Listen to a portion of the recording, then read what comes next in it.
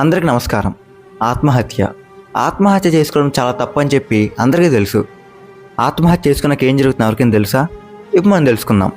ఆత్మహత్య చేసుకున్నాక కూడా మనం కొంతకాలం భూమి మీదే ఉండాలి. అర్థం కాలేదు కదా?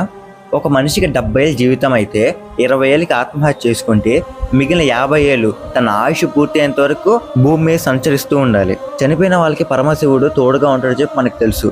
కానీ ఆత్మహత్య చేసుకున్న వాళ్ళని మాత్రం అసలు క్షమించడు. అప్పుడు ఆత్మఘోష ఎంత భయంకరంగా ఉంటుందంటే, అయ్యో నేను ఇంత చిన్నదానికి ఆత్మహత్య చేసుకున్నానా అని బాధపడుతుంది.